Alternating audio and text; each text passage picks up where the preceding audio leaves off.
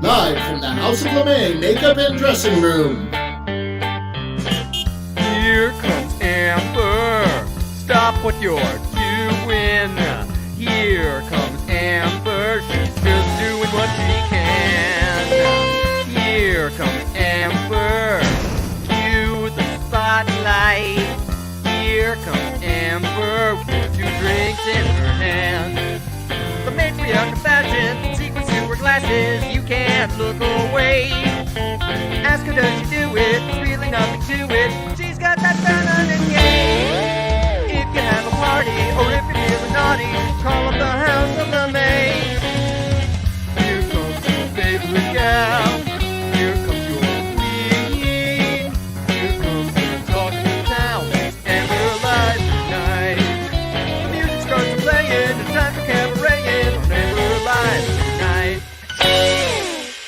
Ladies and gentlemen, please turn off all cell phones and get ready for your host, Amber LeMay.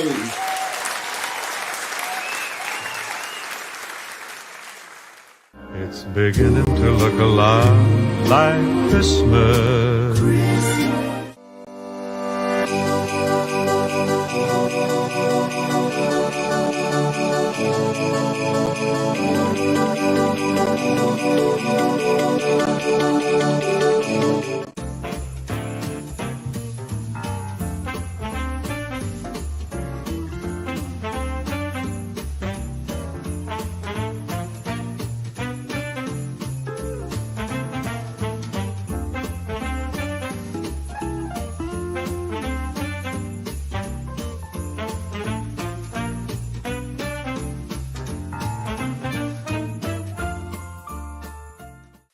Ho, ho, ho! Welcome to Amber Live. First, I want you to like, share, subscribe.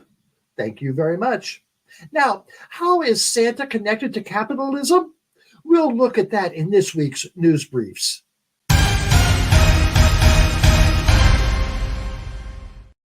Last week, we told you about a gun store in Oklahoma using Santa on a billboard to promote their product. Using St. Nick in ads has been around for almost 100 years, with Coca-Cola probably having the most iconic ads. But it didn't take long for Lucky Strike cigarettes to join in. Harley Davidson made Santa look like a badass. And Greenpeace wanted us to know that climate change is affecting the North Pole, and Santa isn't too jolly about it. And then there's the Tea Eaton department store from Canada. No words. And that's this week's holiday-themed news briefs.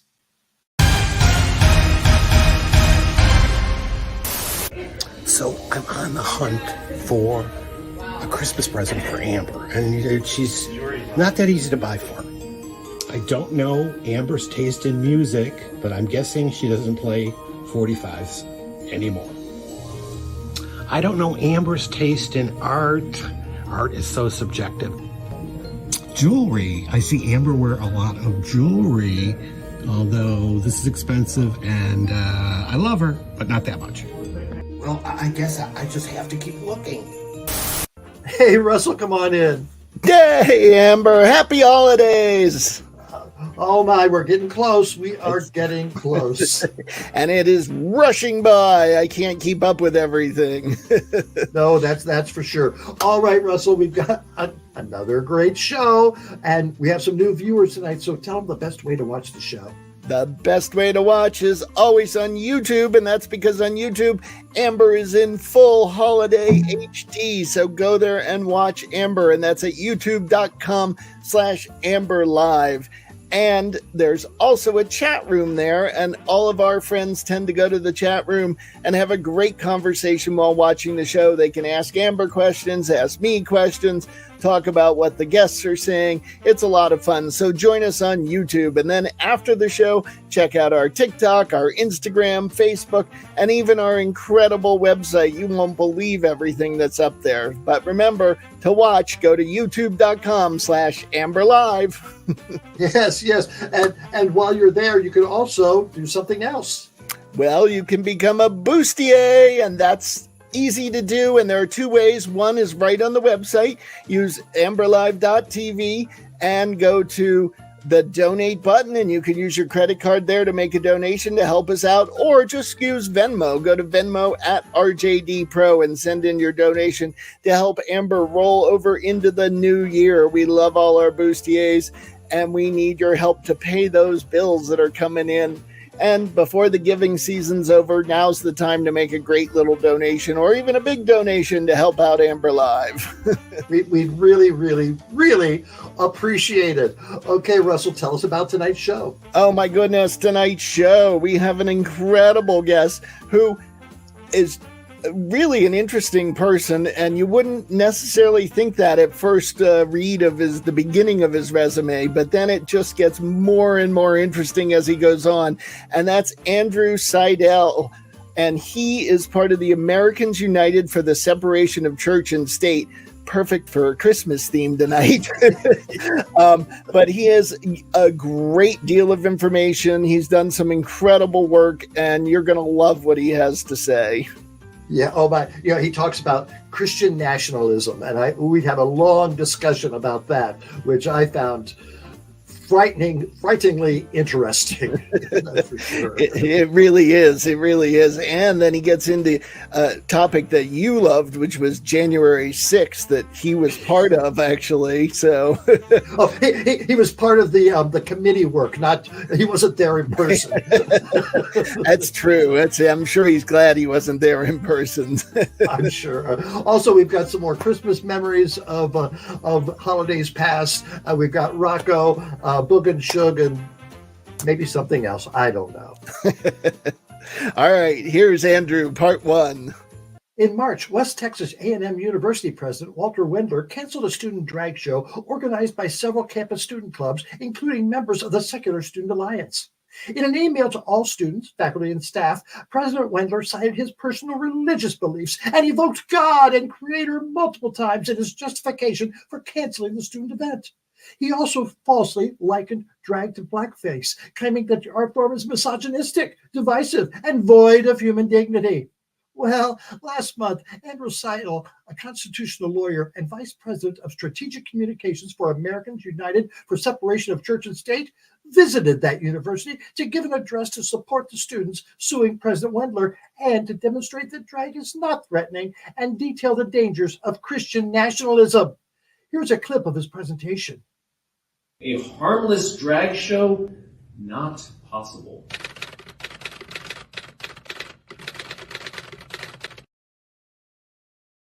When does drag really become harmful? When does it become a threat? Because I'm wearing a pink shirt and a pink tie right now. Is pink on a man a threat? What if I, a man, put on earrings? Is this a threat? What if I wear a rainbow feather boa? Am I a threat now? What about this? This is a skirt. I already have my pantyhose on. Earrings, a boa, skirt, pantyhose. Is this a threat? If so, how? And if not, let's do it for real. Okay. These are my blue suede shoes. Am I a threat now, President Wendler? What if I show a little more lip? Is this threatening? How is this a threat? I gotta be honest, I don't feel much like a threat. I feel a little fabulous. But I don't feel much like a threat. Drag is not a threat. Drag is a human constant. Since there have been clothes, there has been drag. As RuPaul likes to say, we are all born naked, the rest is just drag. You cannot have Shakespeare without sartorial swapping. Merry Wives of Windsor, The Merchant of Venice, As You Like It, Twelfth Night, Two Gentlemen of Verona, Cymbeline, The Taming of the Shrew. Elsewhere in literature too, Achilles, Hercules, Huckleberry Finn, Eowyn in Lord of the Rings, I Am No Man. Mr. Rochester and Jane Eyre, Lord Byron's Don Juan, The Scarlet Pimpernel, Sherlock Holmes, War and Peace. Drag is not a threat. Drag is art. Drag is human. Drag is beautiful. But drag is a threat to the binary upon which white Christian nationalism depends. Are you straight or not? Are you white or not? Are you male or not? Are you conservative or not? Are you Christian or not? Anything more complicated than this binary threatens the narrow world, which reflects only their straight, white, conservative Christian patriarchy. The existence of humanity outside of that binary, let alone the equality of humanity outside of that binary, feels like a threat to them. Whatever these men say, you are right. And I will link arms and fight alongside you in drag, if necessary.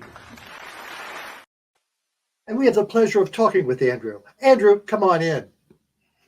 Hello. Hello there, Andrew. What a nice presentation. All right, so the president canceled the drag show in March, and yet it took you to November to get down there and talk to him. What happened in between then? Well, as soon as the drag show was canceled, I actually heard from the Secular Student Alliance, from the national organization. I was immediately talking with them about what we could do to support these students, and I really wanted to sue, right? I'm a constitutional attorney. That is my hammer. I saw a nail sticking out. I wanted to sue this school on behalf of those students. They had a lot of offers, and they did bring a lawsuit, not with me, and then they had summer break, and it took a while to get the scheduling together. And they invited me down to speak about Christian nationalism, and they actually didn't know what I was planning, and I didn't tell them. I wanted to offer them plausible and genuine deniability if this came back. Like, for instance, if the university tried to punish the students for inviting me and me dressing in drag, I wanted them to be able to credibly say, look, we didn't know this was going to happen. I wanted to give them that protection. So I did speak about Christian nationalism and the threat that Christian nationalism poses to America, and that created a pretty big stir on campus. But the dressing in semi-drag to challenge the president and to really give that community a win was something that they didn't know was going to happen. That was a lot of fun to be able to do for them. By the way, we've had Kevin Bowling, executive director of Secular Student Alliance, on our show, so I know I'm familiar with that group. Kevin was down there with me. Kevin was actually in the audience, and he was really supportive of me. I'm a big fan of Kevin. That's great. Yes, we are too. So, is this the first time you've gotten involved with the arguments against drag? It is. Well, certainly it's the first time I've done anything on stage regarding it. Yes. I mean, it is. The attempts to ban drag really are tied to Christian nationalism, which is really tied to the separation of churches. Can you define Christian nationalism, please? Yes, I would love to. Christian nationalism is the idea that the United States was founded as a Christian nation, that we are based on Judeo-Christian principles, whatever that vague phrase might mean. And most importantly, that we've strayed from that foundation, right? We've gotten away from our godly roots. And so they use the language of return, of getting back to that godly founding, to justify all manner of hateful and downright evil public policy. People may not remember, but the child separation policy at the border, Jeff Sessions, then Attorney General, justified that by pointing to Romans 13, right? That chapter of the Bible. Sarah Huckabee Sanders, then White House spokesperson, did the same thing. The Muslim ban that Trump instituted was a really good example of Christian nationalism infiltrating into public policy. But you're also seeing it in the country, in the states and in the state legislatures. The Don't Say Gay bill is another good example. In Missouri, the abortion ban in Missouri says Almighty God is the author of life in the law, in the text of the law. And when they were passing it, they said things like being from the biblical side of it, and God doesn't give us a choice in this matter. So much of what we are seeing today, this awful, hateful, evil public policy, can be tied back to Christian nationalism. And I think the drag bans and more the broader assault on the LGBT community really is based in and justified with Christian nationalism. Is it fear? Is it? It's not just hatred. There has to be a reason for hatred. So why? Why? I mean, that is the really big question. Like, why are they on this crusade? Why are we seeing this rise of Christian nationalism? And It's a couple of different things.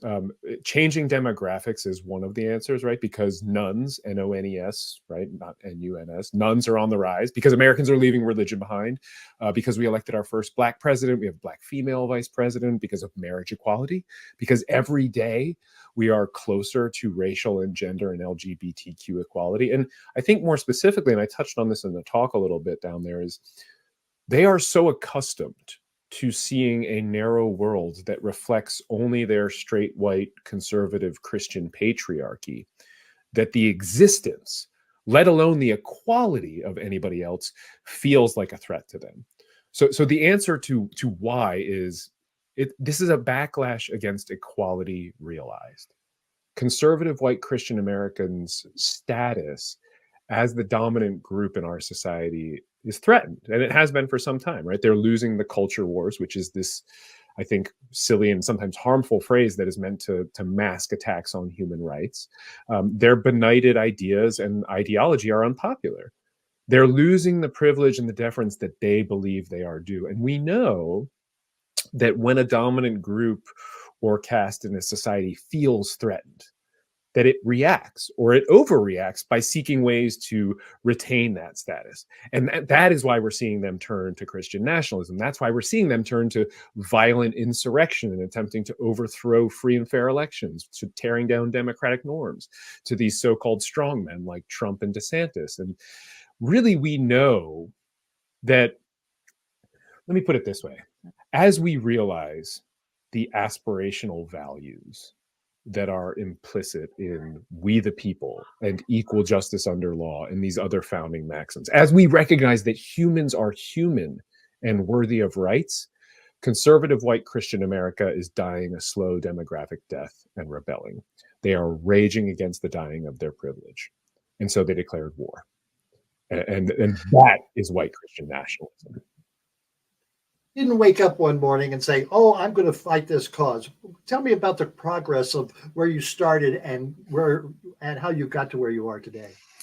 Yeah, I have never liked bullies. I was told by my mother very early on in life, I was taught that I have a duty to stand up for people who can't stand up for themselves.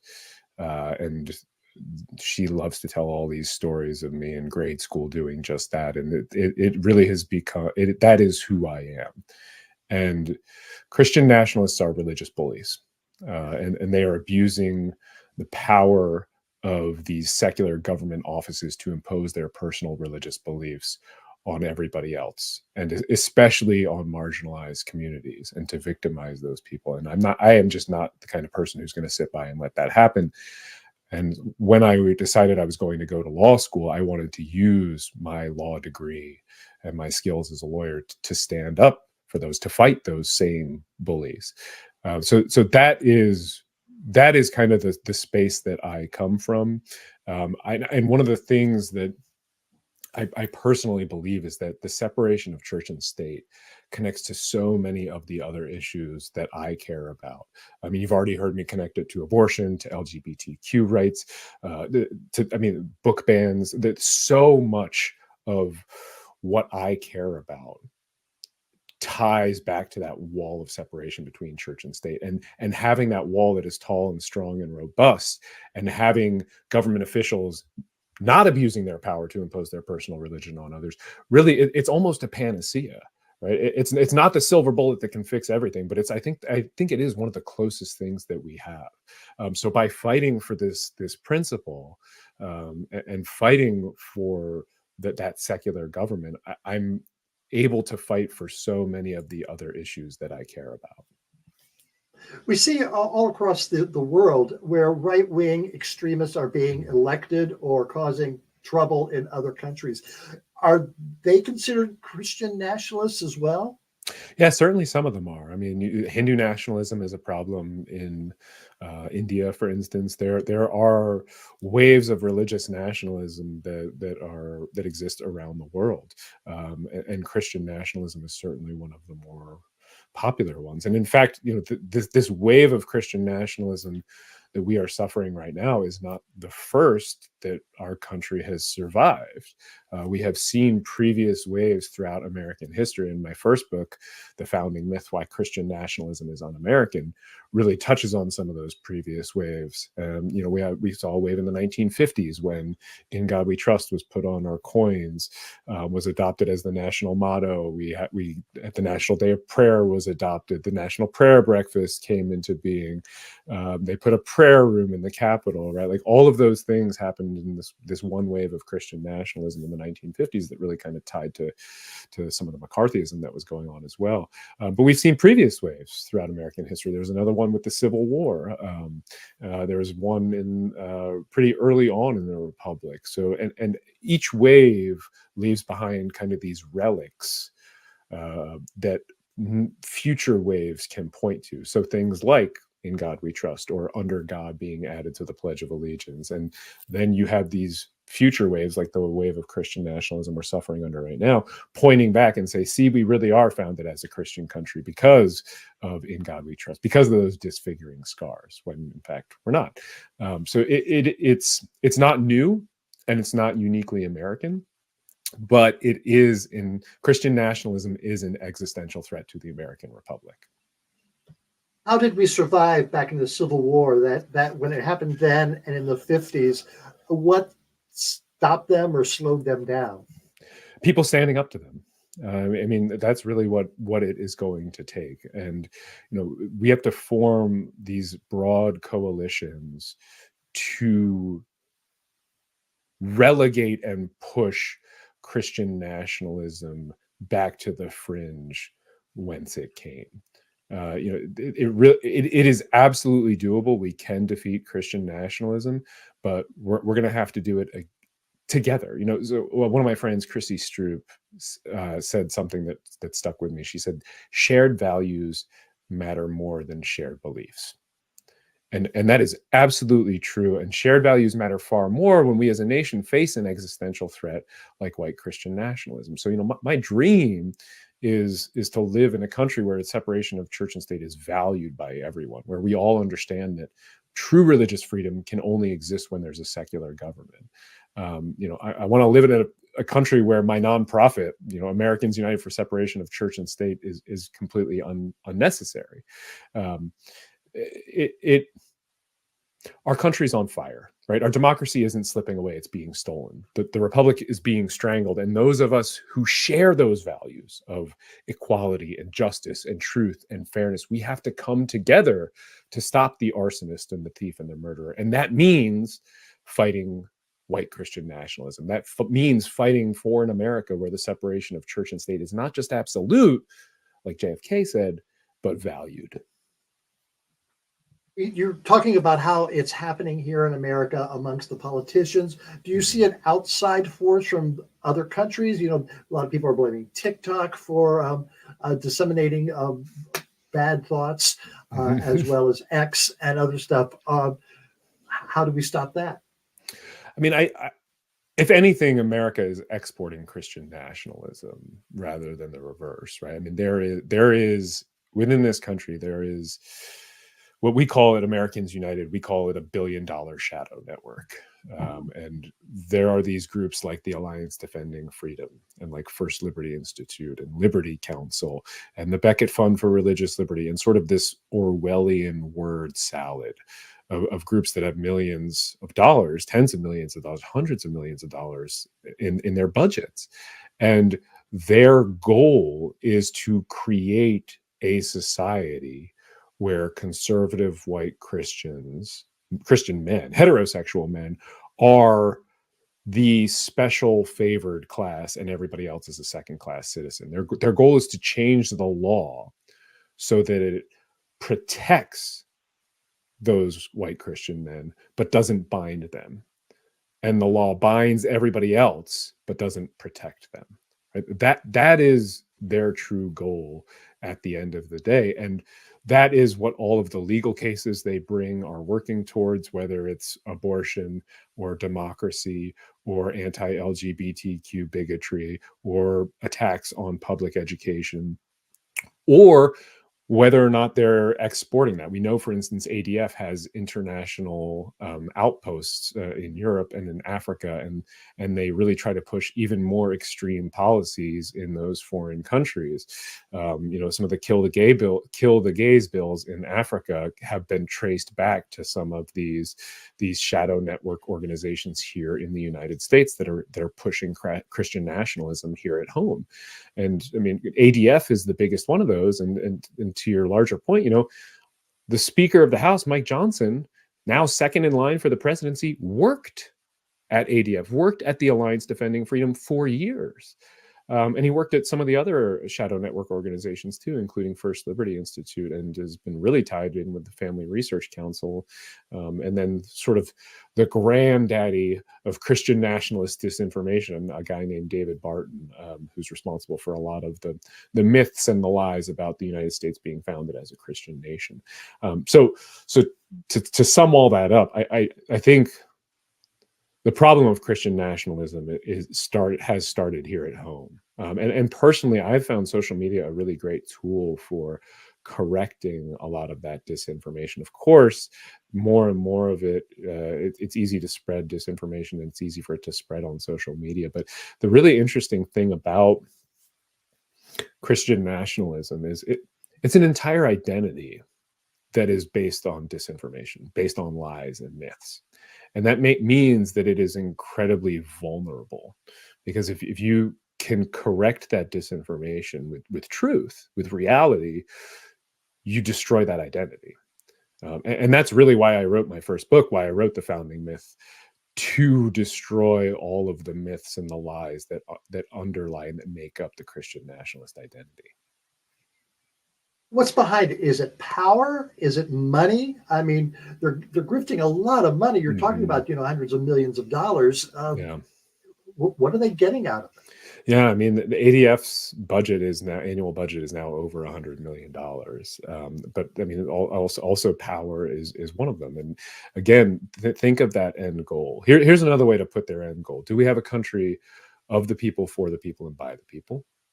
Or do we have a country of the Christians, for the Christians, and by the Christians? And when I say Christians there, I'm of course talking about and I'll do my air quotes, the right kind of conservative Christian, right? Like, it's not just any Christian.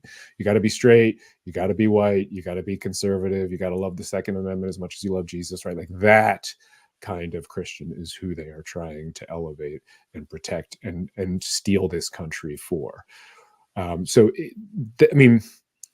That is, I think, truly the end goal, and everything else feeds into that. There is a strange alliance with some of the billionaire business interests in this country. I mean, you already mentioned X and Elon Musk. There are some really strange bedfellows there. The Koch brothers. I mean, a lot of the funding for this Christian nationalist movement comes from these kind of conservative billionaire groups that have been working to shift the law in their favor, and have found Christian nationalism to be very convenient allies when it comes to seizing power. Part 2 of Andrew's interview is coming up. But first, we want to bring you Boog and Shoog. Now, I know you usually see them at the end of the show, but we're giving them the spotlight this year. Take it away. Ah! You okay, Shoog? Yes.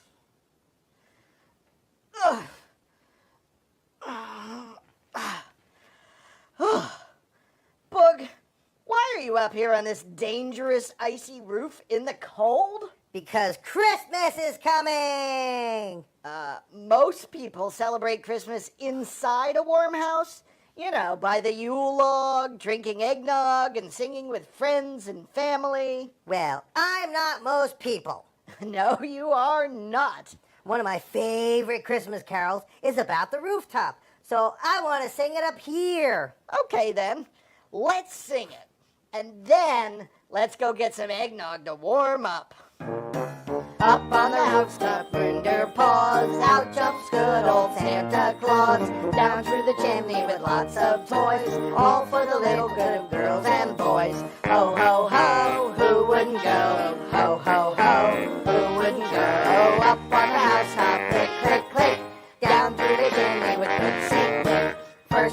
stocking of little Nell. Oh dear Santa, fill it well. Give her a dolly that laughs and cries, one that will open and shut its eyes. Ho, ho, ho, who wouldn't go? Ho, ho, ho, who wouldn't go? Up on the housetop, click, click, click. Down through the chimney with good Saint Nick. Next comes the stocking of little Will. Oh, just see what a glorious fill. Here is a hammer and lots of tacks, a whistle and a ball and a whip that cracks. Ho, ho, ho, who wouldn't go? Ho, ho, ho, who wouldn't go? Up on the housetop, click, click, click. Down through the chimney with good Saint Nick. Okay, I'll admit that was kind of fun to sing up here. But now all the neighbors are staring at us. See? No normal Christmas for me. No normal anything for you. But I like it that way. Me too. Me too. Okay, let's climb down before someone calls the police. Kids, don't try this at home. It's not safe. We are trained professionals. Ah! You okay, Boog? Yep. I guess the roof was a bad idea.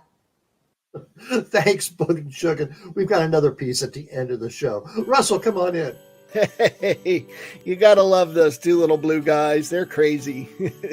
Yes, they are. And we've got more interview with Andrew coming up, so stick around for that. And we've got Rocco, more Christmas memories. And what else, Russell? Well, we've got the Amber Live store, and it's a little too late now to get things in time for Christmas, but you might still need presents, or you might have some Christmas money that you want to spend on yourself. So visit the Amber Live store. You see, we've got tons of great products. They're all available at amberlive.tv. So get on over there and check them out and get yourself something for the holidays, even if it's not going to arrive till January at this point. But I know a lot of people have gift exchanges in January as well, so you can order that. Perfect. All right. I haven't found the right thing yet.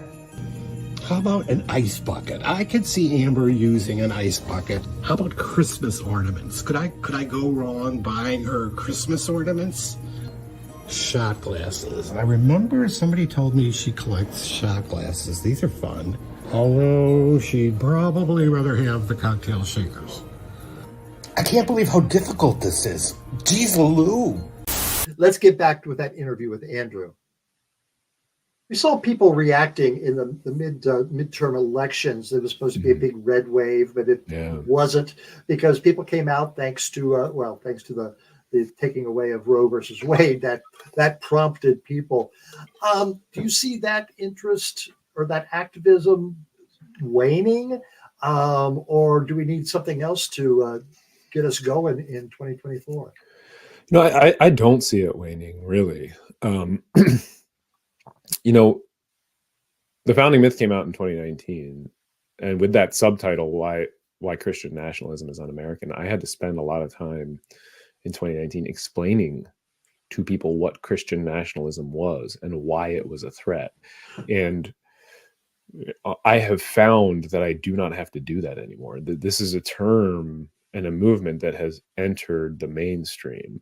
I've been screaming about it and warning about it for years. I remember this talk I gave in, I think it was maybe September of 2019, sometime in the fall of 2019. And I spoke to a room full of like 250 religion reporters, right? This is their beat. They are supposed to know about this. And I was on a panel called Christian Nationalism in the Age of Trump. And I began by saying that Christian nationalism is an existential threat to the American Republic.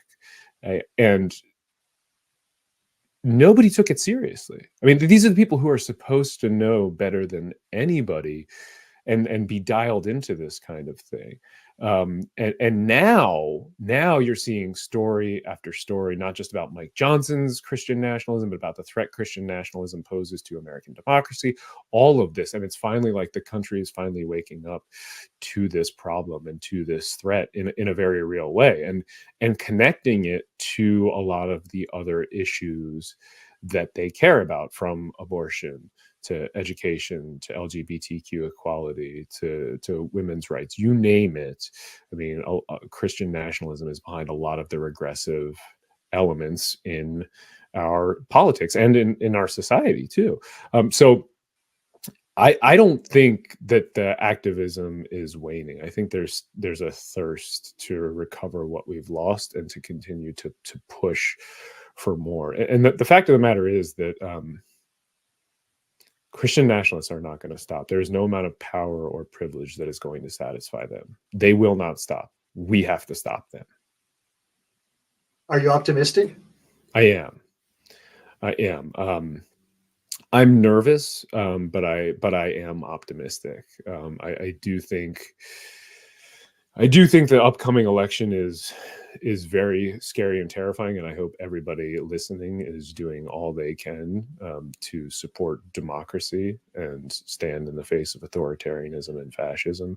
I mean, Donald Trump won his first term in office because of Christian nationalism. He rode a wave of Christian nationalism into the most powerful office in the world. And in fact, the best indicator of a Trump voter in the 2016 election, even beyond party, or, for all we heard about white evangelicals voting for Trump, 81% of them voted for Trump. A better indicator of a Trump voter than even that was believing that the United States was founded as a Christian nation. Right? That is his base. And it's all the more reason for us to continue to fight back against it and push back against it. And it was also because his favorite book of the Bible is 2 Corinthians. That was... Yeah. I mean, look, like it's such a good example, right? Like, I mean, think back to June of 2020, right? When Trump had peaceful protesters gassed, beaten, and brutalized with rubber bullets so that he could walk across Lafayette Park to stand in front of a church for a photo op with a Bible held upside down. So much of Christian nationalism is performative, right? The message behind that was that we are a Bible-believing, Bible-beating nation, and anybody who disagrees with it should be beaten, gassed, and brutalized, and especially if they happen to be protesting for Black and brown people.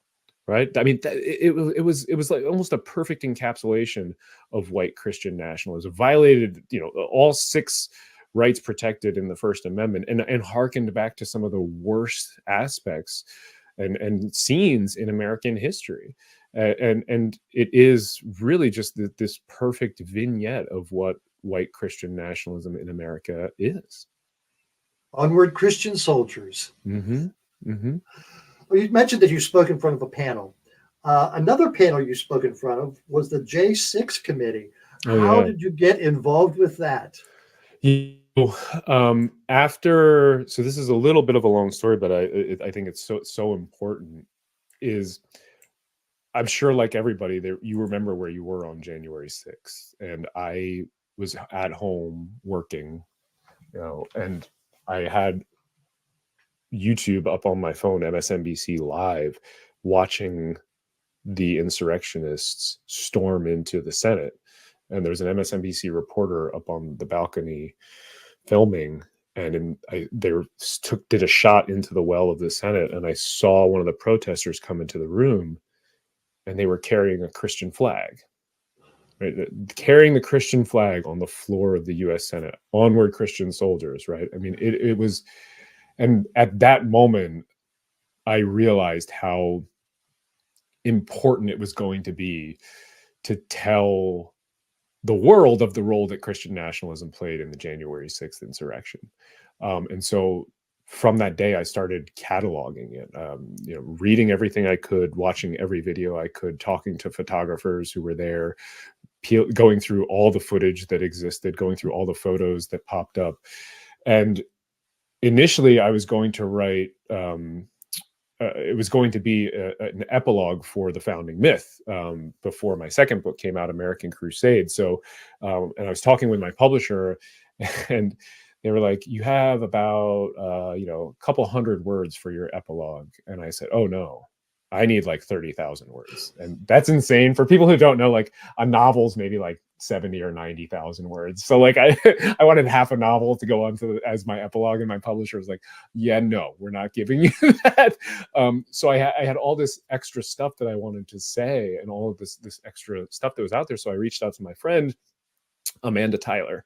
And Amanda Tyler is she's a clergy person. She runs Christians Against Christian Nationalism and the Baptist BJC, the Baptist Joint Center for Religious Liberty, and very much in favor of separation of church and state, very much in favor of fighting Christian nationalism. She and I had worked together on a few things. And I said, Amanda, what do you think about getting some of our friends together, some of the experts we know, and doing a report on the role that Christian nationalism played in the January 6th insurrection? She loved the idea, immediately was on board, provided a ton of logistical support, and helped get this group of experts together with me. So it was Amanda, myself, Catherine Stewart, who's written the book The Power Worshippers that people may have heard of, Sam Perry and Andrew Whitehead, who wrote the first sociological study of this modern wave of Christian nationalism called Taking America Back for God, Jamar Tisby, who wrote The Color of Compromise and some other really fantastic books on Christian nationalism, and Anthea Butler, who wrote White Evangelical Racism.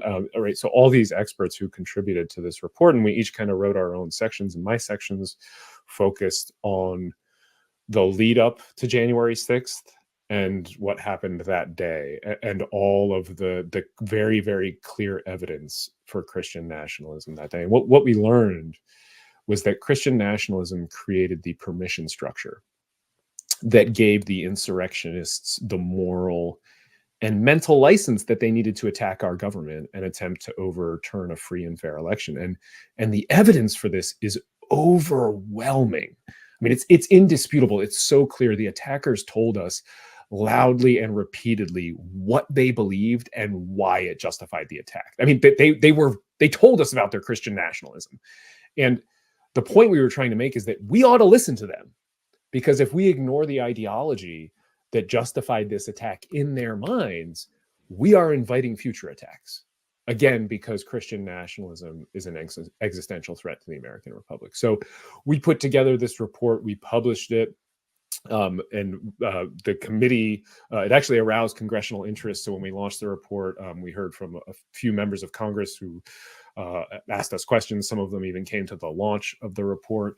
And then we were each asked, each of the contributors was asked by the January 6th committee to submit an expert report to the committee in writing, expert testimony. So we all did that. Basically, we took our sections of the report and expanded them, added to them and supplemented them, and gave those to the committee. And I got a couple citations in it, but if people have read that report, they know that by and large, unfortunately, it did not include as the role that Christian nationalism played, which we have some suspicions as to why that happened, but I'm not going to air them publicly, unfortunately. I cannot spill that tea.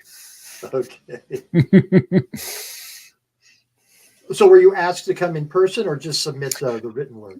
We just this was still height of COVID, so they were doing as much virtually as they could. So it was a lot of it was phone calls, emails, and then submitting a written expert testimony. So tell us who you talked to and some of their stories. Oh, I mean, the person that I remember the most speaking to for the investigation and for the report was, I think people probably remember this. If you saw that New Yorker footage from the day of the insurrection, and if you remember seeing the guy with the horns and the shaman. Yes, the QAnon shaman, Jake Angley. He has actually got a few names, but yes, doing the prayer. He's running for something in Arizona, Congress or governor or something. He's running for office. Yeah. So if you remember that, and you remember seeing that prayer in the U.S. Senate, they prayed to Jesus, right? So the videographer that took that footage is a guy named Luke Mogelson. He's a war correspondent, and he shot the viral New Yorker footage that day. And I spoke with him quite a bit, and he's provided me with a lot of footage that hasn't hasn't seen the light of day. Other, some of the committee members and stuff have it, but most other folks have not seen it. And we were talking, and I was explaining the report, and he was very sympathetic.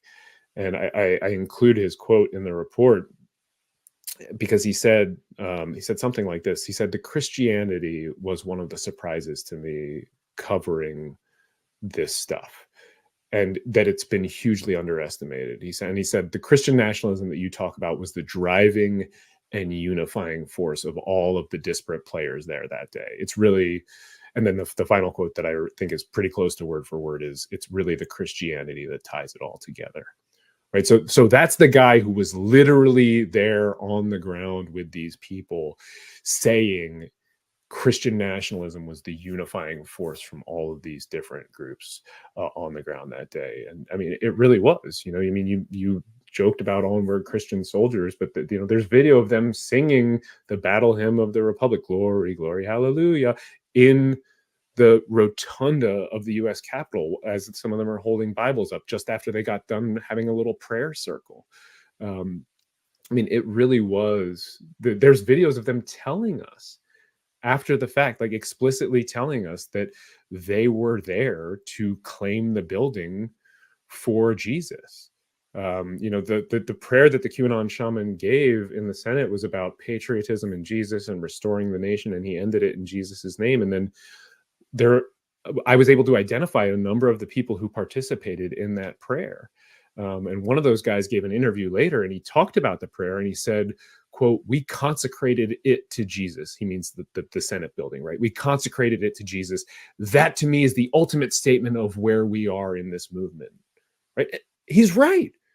He's right. That is the ultimate statement. There was another one of the praying insurrectionists in that same prayer said, "I just wanted to get inside the building so that I could plead the blood of Jesus over it." And then he spends 40 minutes recounting every action that he took. And every one of those he believes was directed by God. There's another insurrectionist who, as far as I know, was not part of the prayer, but she took a selfie video of herself after the assault, and she's sipping a beer, and she's telling her social media followers, she says, "To me, God and country are tied. They're one and the same. We were founded as a Christian country, and we see how far we have come from that.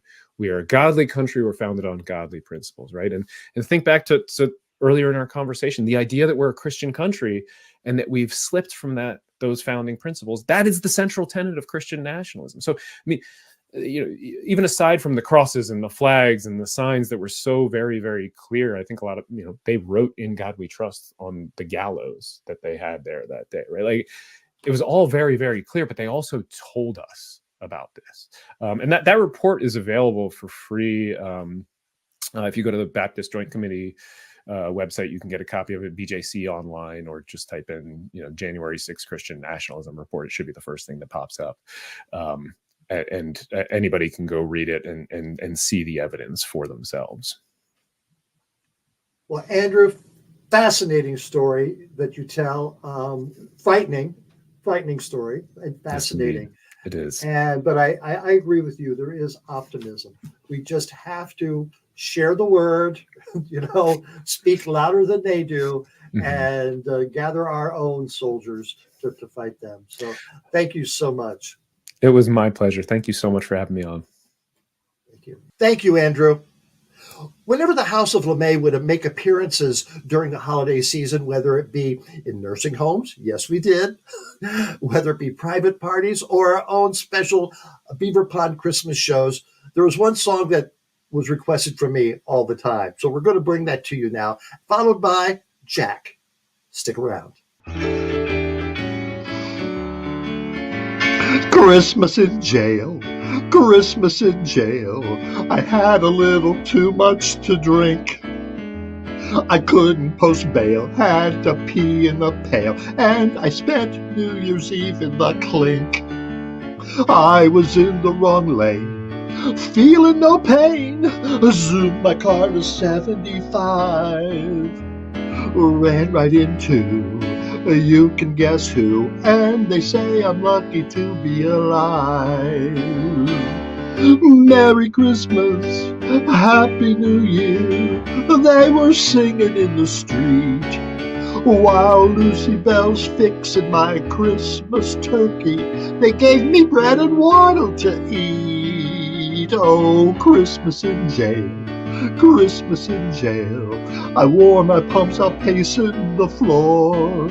I got rocks in my head, oh, wished I was dead. Ain't gonna drink and drive no more. Merry Christmas, Happy New Year. That kept ringing in my ear while everyone was opening their Christmas presents. I didn't have that holiday cheer. Oh, Christmas in jail, Christmas in jail. Life in there was really a bore. I had rocks in my head, oh, wished I was dead. Ain't gonna drink and drive no more, no more. Ain't gonna drink and drive no more, no more. Ain't gonna drink and drive no more. And you shouldn't either, no. But what if I can't find anything? What am I going to do? Wait, I see a contender. Tell me Amber wouldn't look fabulous in this. She'd look really good in that. But again, clothes, it's a personal item, Christmas, do I know her that well? Ugh, angst. This is ridiculous. I'm out of ideas.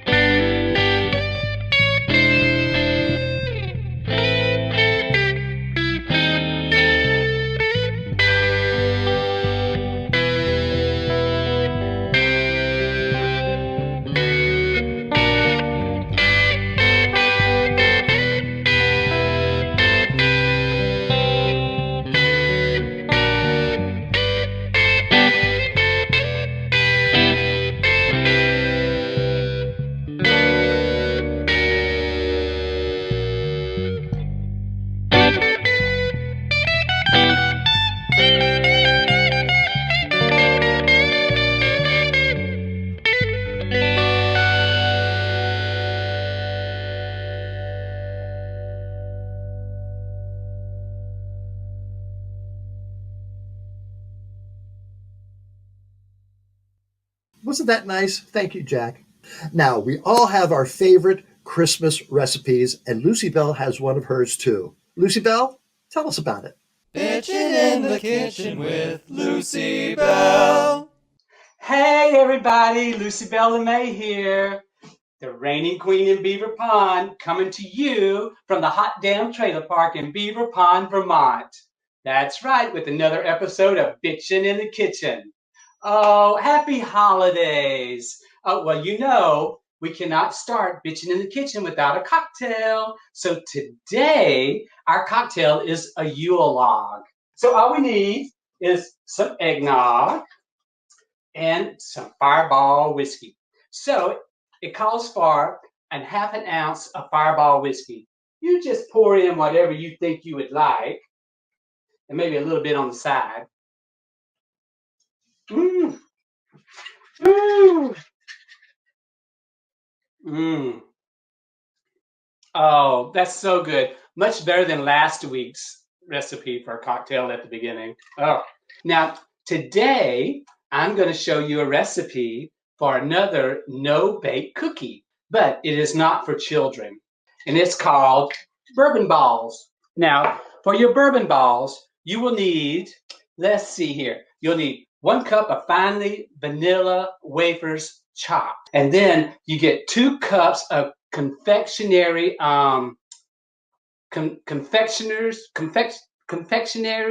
confectionery sugar. Anyway, that white powdery sugar stuff, you need 2 cups of that. 1 cup for the recipe and 1 cup to hold back. So you divide it. 2 tablespoons of unsweetened cocoa and a 1/4 cup of bourbon. Oh yes, of course, bourbon. Everybody needs a little bourbon. So we're going to dump our wafers in there, our pecans, our confectionery sugar, our cocoa. We're going to add the bourbon to the corn syrup. Just going to mix that, pour that right over in here, mixing this a little bit. And what we want to do is make it into a sticky dough. We're going to have to roll little balls out of this. The balls need to be about 1 inch, and then we will put them, roll them in confectionery sugar that I have right here. But you know what? I've already got some mixed up, so because after we mix this up into a dough, it has to sit for 2 to 3 hours in the fridge. This is how it turns out. Look at that. It's a nice little ball of sweet bourbon dough. So we just take a little butter, put it on our hands, especially on the fingertips. And it's good for the dry skin, too. Now you're going to take that ball, roll it real good. Drop it in that powdered sugar, roll it around. There we go. Look at that. Now, I told you earlier that all the folks in Beaver Pond were decorating. Now there's a competition. On Christmas Eve, they're going to announce who has the prettiest lights in their yards. And some people are decorating everything. You'll be so surprised at what you see decorated. Matter of fact, Bones down at the B&B Fix-It Shop, he moves so slow that they almost decorated him one day. Oh, now that's all you do is just roll those balls and keep rolling and putting them in the powdered sugar. But I have some ready already. Look at this. Oh, and to let you know, these balls keep for 4 to 5 weeks out of the fridge. I would keep them in the fridge. I like them cold. But you can keep them out at room temperature for 4 to 5 weeks. So you can make you some balls now and have them all the way to Christmas if you don't eat them all in one night. But they are good. Oh, I'm serious. These are some good balls. Love those balls. Love ya. I'm still looking, but I just had to lay down on this sofa. It's so comfortable. And it's like $8.95. Amber's not getting this. Another Amber gift idea. She might have had one of these growing up. I know I did. But yeah, the condition's not there, and who wants to give somebody a as-is Christmas gift? A motorcycle jacket. Oh, no. Imagine Amber in leather. I think I saw that movie. I don't know about you, Santa, but this was a lot tougher than I thought it would be. and now I'm hearing the sound of reindeer on the roof or change falling out of my pocket. But I think I found the perfect holiday gift for Amber. Oh! So, of course, now I'm running to the post office to make sure that Amber gets her holiday gift in time. And, oh, this year, it's been a nightmare. Wait, someone's at the door. It was the mailman, and he got me this package from Duane Scott Cerny. Let's see what it is. Oh, I love bubble wrap, don't you? Thank you, Duane. I love bubble wrap. That's just what I wanted. Oh, there's something inside the bubble wrap. What was that? Let me see. It's a white box. It's a... Ooh, it's interesting. What? Oh my God, they're big city eyeglasses. Look at that. And earrings too. Double purpose. Well, so hard to do it with a Santa hat on, but thank you, Duane. They're sunglasses, so I go outside and people won't recognize me. Yes, well, thank you so much, Duane. I really appreciate that. We've got lots of great friends here on Amber Live, and one of them is Big J. And Big J has a message for us, too. Rudolph the red-nosed reindeer had a very shiny nose. And if you ever saw it, you would even say it glows. All of the other reindeers used to laugh and call him names.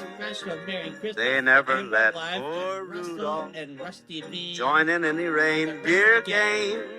Then one foggy Christmas Eve. Before we close out this holiday show, I've got a few other memories I'd like to share with you. One is about Grandma in the St. Vincent LeMay's favorite gift she would give everyone, and that's her cigarette butt ball. Yes, see that? She would make those every year for everyone in Beaver Pond and everyone she saw. Still smells like Grandma.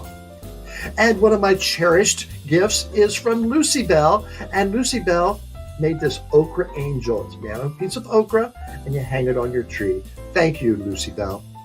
And now it's time for Rocco. Oh, good morning. Hey, it's me, Rocco. Listen, I got to warn you guys about something. Something very popular that everybody knows about and most people do. They don't realize how dangerous it is. I'm talking about the office Christmas party. Those things can be pretty hazardous. Listen, I know from experience, you gotta be careful, all right? You don't know how dangerous these things can get. People are gonna load you up with drugs and booze and stuff, and it's crazy. Hey, this is Santa Rocco. How you guys doing out there?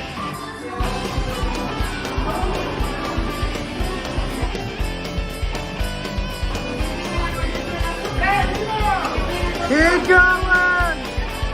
Look, we're celebrating Christmas here. Why? Because it's Christmas, you dumbass.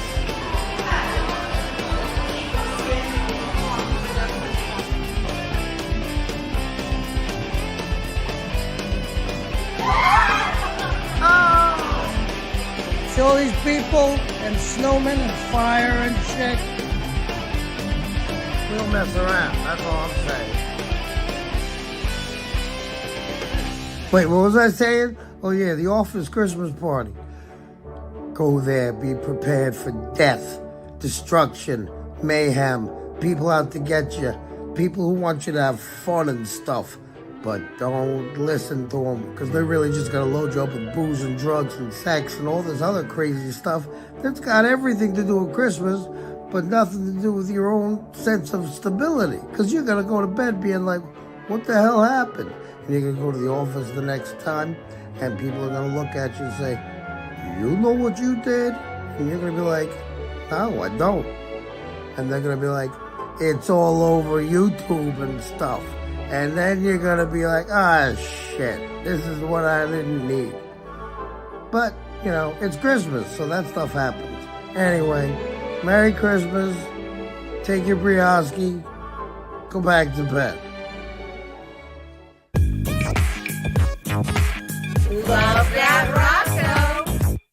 Well, folks, that's it for 2023 here on Amber Live. I want to thank you for watching us all year. I want to thank Russell for all the hard work he puts in it, all of the Amber Live family who do so much work for us so that we can come to you every week. So thank you very much. Happy holidays, and we'll see you next year. Last night, my dad and I watched a movie about Santa Claus coming down the chimney. Really? My dad has that movie too. I never want to see it again. What? Why not? It has a happy ending. Yeah, in your happy ending, was Santa wearing pants? I don't think we watched the same movie.